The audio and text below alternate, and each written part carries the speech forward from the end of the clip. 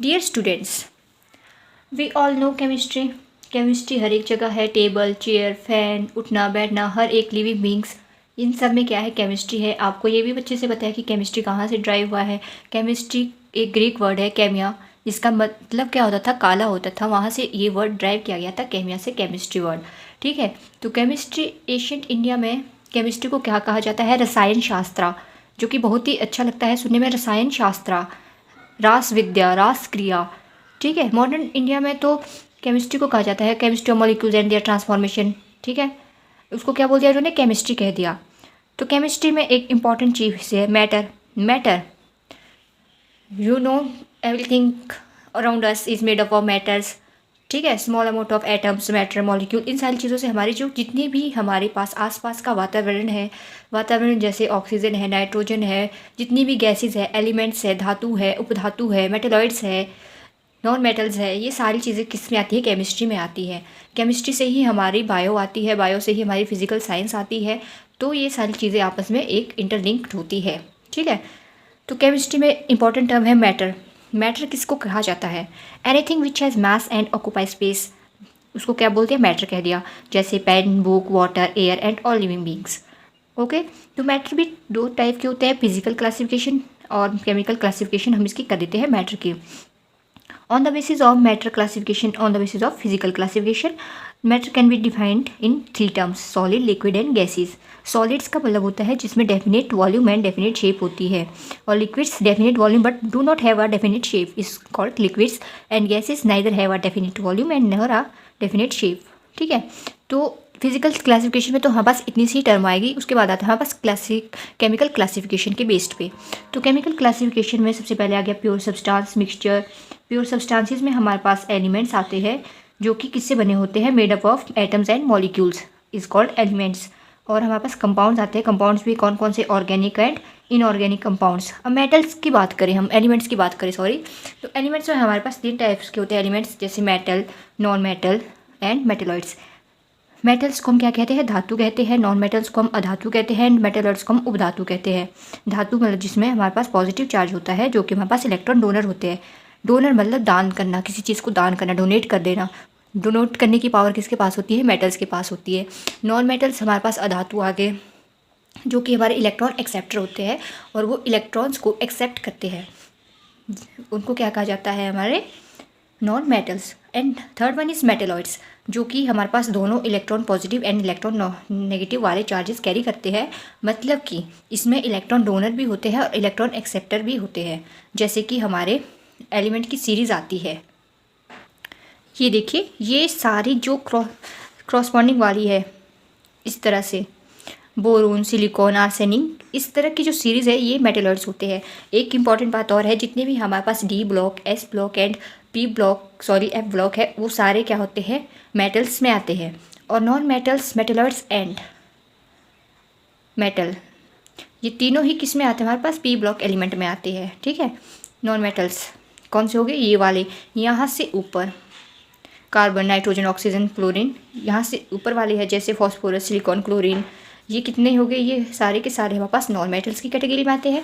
और जो बोरोन से नीचे के बचते हैं, जैसे एल्यूमिनियम, गैलियम, थैलियम, इंडियम, ठीक है, ये सारे के सारे हमारे पास मेटल्स की श्रेणी में आते हैं। तो ये हो गए हमारे एलिमेंट की classification, metal, non metals and metalloids.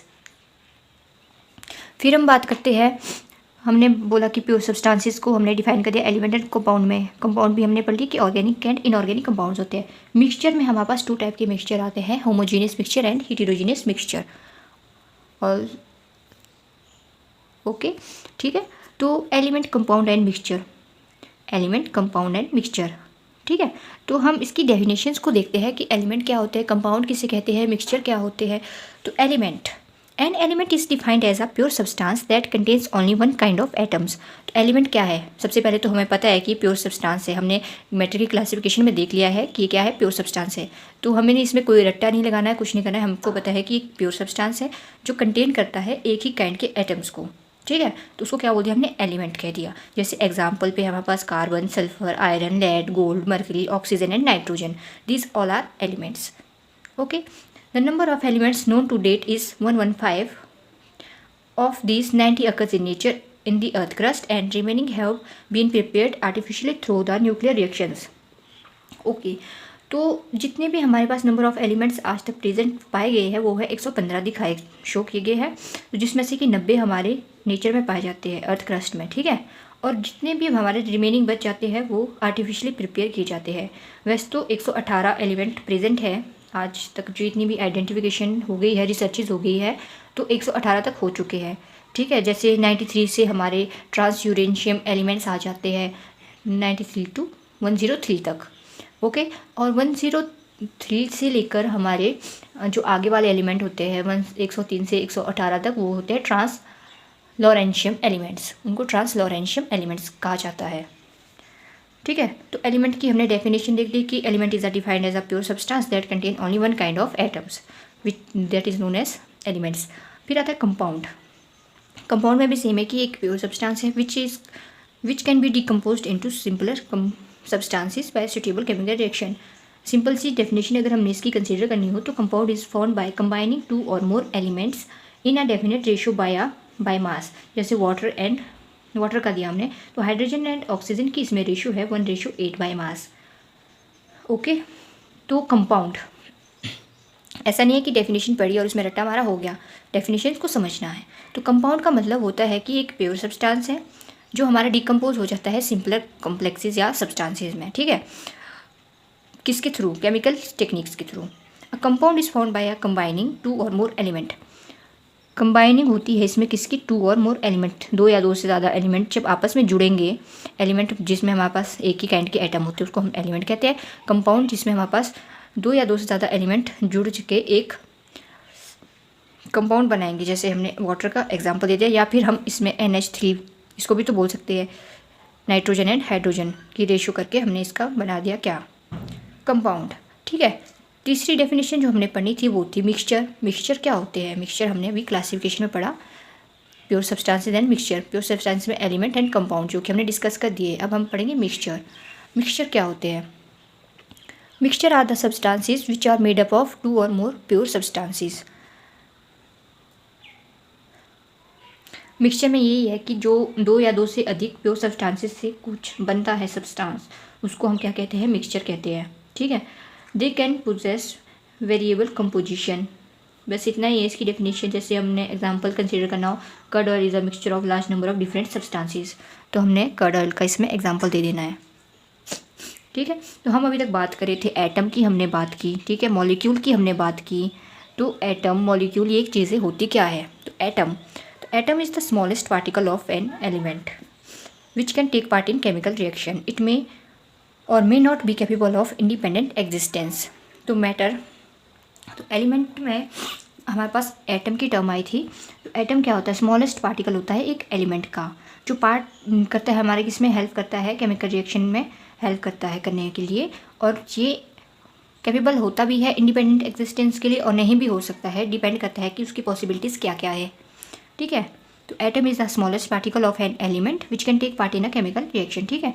तो molecule is the smallest particle of an element. इसमें भी सेम था, atom is smallest particle of an element, इसमें भी सेम है। A molecule is smallest particle of an element. और a compound, इसमें compound भी कंसिडर कर दिया है, which is capable of independent existence. इसमें बोला था कि ये इंडिपेंडेंट एग्जिस्टेंस के लिए कैपेबल हो भी सकता है, नहीं भी हो सकता है, पर ये डेफिनेटली कैपेबल है इंडिपेंडेंट एग्जिस्टेंस के लिए, ओके। सिग्निफिकेंट फिगर्स में मोस्टली +1 में क्वेश्चंस आते हैं कि ये दे दिया हमारे को, कोई संख्या दे दी कि इसका कितना सिग्निफिकेंट फिगर है, तो उसको डिटरमाइन करने के लिए कुछ नहीं है, सिंपल सी टेक्निक है। टेक्निक ही बोलेंगे हम क्योंकि ये है एक टेक्निक।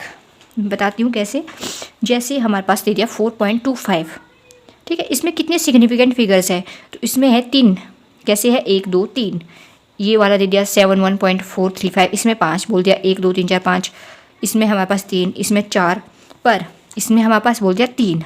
ये कैसे हो गया? इसमें भी तो 4 होनी चाहिए थे ना, हमारे अकॉर्डिंग इसमें 4 होने चाहिए थे, क्योंकि हमने यहाँ से कैलकुलेट किया, सीधा देखा कि अच्छा इसमें 3 है तो हमने 3 बोल दिया, इसमें 5 है तो अच्छा 5 हो गई, इसमें 3 है तो 3, इसमें 4 है तो 4 कह दिया। पर इसमें तो 4 थे भाई, तो अब इसमें 3 कैसे सिग्निफिकेंट फिगर आ गए? तो ये ऐसे हुआ कि अगर हमारा स्टार्टिंग में 0 आ जाता है तो हमारे पास वो 0 इंक्लूड नहीं होता है, सिग्निफिकेंट फिगर में उस जीरो को हम नहीं लेते हैं और इसी को हम कंसीडर करते हैं कि इसमें 3 सिग्निफिकेंट फिगर है। जैसे 0.02, तो हमने ये जीरो कंसीडर नहीं करना है, ये कैलकुलेट नहीं करना है, हमने जीरो के बाद देखनी है। या फिर देखो ये है, इसमें हमने ये नहीं सोचना है कि अगर इधर जीरो है तब हम 2 ही कंसीडर करेंगे। नो, अगर आपके स्टार्टिंग में जीरो आ रहा है, 0.001 ऐसे करके आ गया, तो हमारे पास एक सिग्निफिकेंट फिगर है। ठीक है, बहुत से एग्जाम्पल है, मैं करके बताती हूँ। जैसे हमने लिया 0.07, इसमें आ गई हमारे पास 3 सिग्निफिकेंट फिगर 0.07 में। ठीक है, हमने लिया 1.02, तो हमने ये नहीं करना है कि भाई इसमें तो 2 ही है, इसमें 0 नहीं, ऐसा नहीं, इसमें आएंगे 3। अगर दिया है 0.00001875020, कितने सिग्निफिकेंट फिगर है इसमें, तो हमने ये सारी की सारी टर्म को निगलेक्ट कर देना है। हमने कहा कि अगर स्टार्टिंग में 0 है तो हम इस 0 को कैलकुलेट नहीं करेंगे। अगर 0.10 है तब हम मानेंगे कि इसमें 2 है। अगर 1.10 है तो हम इसको बोलेंगे कि 4 सिग्निफिकेंट फिगर है। अगर 0.10 है तो ये 2 होंगे, ना कि 3। बात समझ में आ रही होगी आई होप। तो हमने ये वाला एग्जांपल कंसीडर किया कि इसमें कितने सिग्निफिकेंट फिगर है, तो इसमें होंगे 1 2 3 4 5 6 7 8 सिग्निफिकेंट फिगर्स। तो इसको कैसे कैलकुलेट किया जाता है सिग्निफिकेंट फिगर्स को। जैसे अगर हमारे पास आता है क्रॉस मल्टीप्लिकेशन करके हम दे दिया, तो इसमें भी 3 ही आएंगे, हम ये वाली टर्म को नहीं इंक्लूड करेंगे सिग्निफिकेंट फिगर में। अगर पावर में हमारे पास है या क्रॉस करके कुछ दिया गया है तब भी हमारे पास 4 ही होंगे। वैसे इसमें 2 ही रूल है मोस्टली। तो पहले तो हमने देखना है, अगर स्टार्टिंग में 0 आ रहा है तो उसको निगलेक्ट कर देना है, अगर बीच में 0 आ रहा है तो हमने उसको जोड़ना है। ऐसा नहीं कि यहाँ पे अगर 0 है तो उनको छोड़ दिया, ऐसा भी नहीं करना है। ठीक है, अब आती है केमिस्ट्री की बहुत ही अच्छी लॉज। कौन कौन सी लॉ है केमिस्ट्री में, तो सबसे पहले तो आता है law of conservation of mass. ठीक है, तो ये क्या बोलता है, during any physical and chemical change total mass of the product found is equal to total mass of the reactant consumed. सीधी सी बात है कि इसमें बोला है कि matter can not be neither be created not destroyed. ठीक है, फिर आता है लॉ ऑफ कांस्टेंट कंपोजिशन और definite proportion. A chemical compound always contain same element combined together in same proportion by mass. तो जब भी हमारे पास कोई केमिकल कंपाउंड होगा वो क्या करेगा, सेम ही एलिमेंट को कंटेन करेगा, उनको कंबाइन करेगा एक साथ, किसमें, डेफिनेट प्रोपोर्शन बाय मास। जैसे हमने वाटर के केस में देखा, हमने एक कंपाउंड बनाया। ठीक है, फिर हम देखते हैं लॉ ऑफ मल्टीपल प्रोपोर्शंस। ठीक है, इसको जॉन डाल्टन ने डिस्कवर किया था 1893 में। When 2 element combine together to form 2 or more than 2 compounds, then the masses of one of these elements that combine with fixed mass of the other bear a simple whole number ratio in one another। तो जो chemistry की laws है या किसी भी, जैसे physics bio में तो कहाँ ही होती है ना लॉ, तो फिजिक्स की लॉज होती है वो कभी भी चेंज नहीं होती है। अगर इन्होंने बोल दिया कि अगर जैसे बोल दिया कि टेम्परेचर इसमें कांस्टेंट रहना, तो वो कांस्टेंट ही रहेगा, हम उसको चेंज नहीं करते हैं। फर्दर डिस्कवरीज कर सकते हैं ऑफकोर्स। अगर हमें लगता है कि नहीं ये गलत पॉइंट है तो हम आगे रिसर्च में जा सकते हैं, तब जाकर हम इन लॉज को, इनको हम गलत तो नहीं बोलेंगे, फिर भी हम एक अलग लॉ देते हैं फिर कि हाँ ये ऐसा है, ऐसा नहीं है। ठीक है, तो लॉ ऑफ रेसिप्रोकल प्रोपोर्शंस, इसमें भी यही है कि when 2 different element combine separately with a fixed mass of a third element, then the ratio of their masses in which they do so is either the same or sum of whole number multiple the ratio in which they combine with each other. This law is also known as law of equivalent proportions. फिर आता है Gay-Lucas law of gaseous volume. It stated that in a chemical reaction, gases combines or are produced in a simple whole number ratio by volume. Avogadro law, equal volume of all gases at the same temperature and pressure contain equal number of molecules। तो ये law है, laws का कहाँ कहाँ use होता है उसके बारे में डिस्कस किया गया है। फिर आता है एटॉमिक मास यूनिट, कि हमें पूछ सकते हैं कि what is atomic mass unit. It is the 1/12 of the actual mass of an atom of carbon. ठीक है, it is equal to 1.66 into 10⁻⁻27 kg, kilogram, 1 atomic unit. फिर आता है हमारे पास एटॉमिक मास क्या होता है। Atomic mass is the average relative mass of an atom of different of element as compared with mass of carbon atom. Atomic mass unit और atomic mass दो अलग अलग चीज़ें हैं। AMU करके भी हम एटॉमिक मास यूनिट को डिनोट करते हैं। तो ये क्या है, 1/12 of actual mass of atom of carbon को हम क्या बोलेंगे, एटॉमिक मास यूनिट। और एटॉमिक मास होता है average relative mass of an atom of element, जब हम इसको किसके साथ कंपेयर करते हैं, कार्बन एटम के साथ। फिर आता है gram atomic mass. Gram atomic mass is the atomic mass of element expressed in grams. ठीक है, ये भी इजी है कि ग्राम एटॉमिक एलिमेंट क्या होता है, एटॉमिक मास होता है एलिमेंट का जो एक्सप्रेस किया जाता है ग्राम में, और quantity of the element in grams that is numerically equal to its atomic mass. Next आता है हमारे पास molecular mass. Molecular mass is the average relative mass of a molecule of a substance as compared with mass of carbon atom. Molecular mass की अगर हम बात करें तो मॉलिक्यूलर मास क्या होता है, ये एक एवरेज रिलेटिव मास होता है एक मॉलिक्यूल का, जब हम उसको as of we compare it with carbon atom and taken as 12 AMU atomic mass unit. हमने इतनी चीज़ें पढ़ी, atomic mass unit, atomic mass. तो मास एक्चुअल में होता क्या है, mass of a substance is the amount of matter present in it. ठीक है, तो मोल की बात करें अगर, मोल है 6.023 इंटू 10⁻23 एंटिटीज़ में हमारे पास एटम, मॉलिक्यूल्स, आयंस एक्सेट्रा आ जाते हैं। It is also called chemical counting unit. अगर हमारे से क्वेश्चन आता है 1 मोल इज इक्वल टू, तो हम इसका आंसर होगा 6.023 इंटू 10⁻23। ठीक है, परसेंटेज कंपोनेंट या कंपोजिशन कैसे निकाली जाती है, mass percentage of an element is equal to mass of an element in the compound over molecular mass of compound into 100। ठीक है, फिर आता है molecular mass is equal to 2 into vapour density. Empirical formula, simplest whole number ratio of atom और different element present in a molecule of a compound.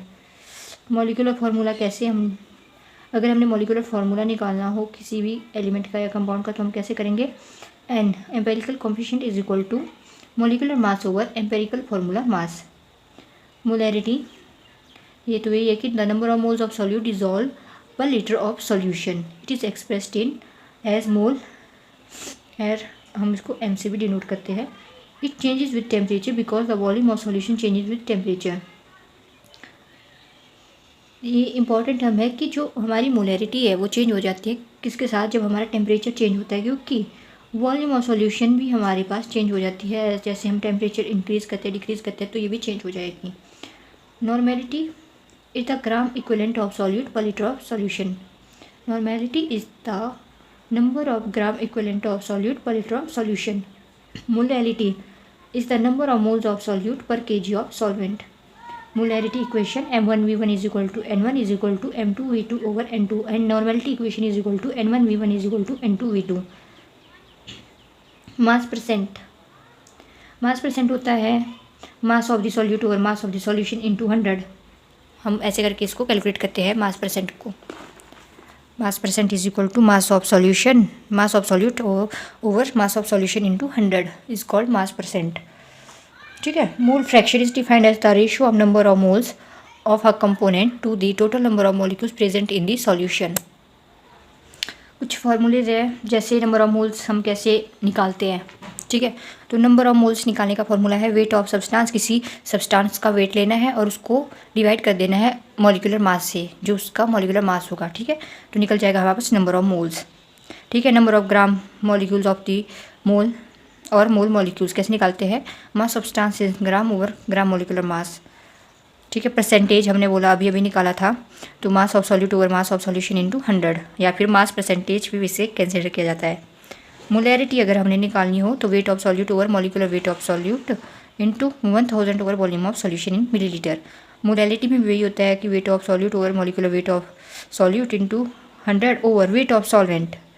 इसमें इतना सा difference होता है कि वेट ऑफ सॉल्वेंट आ जाता है ग्राम में।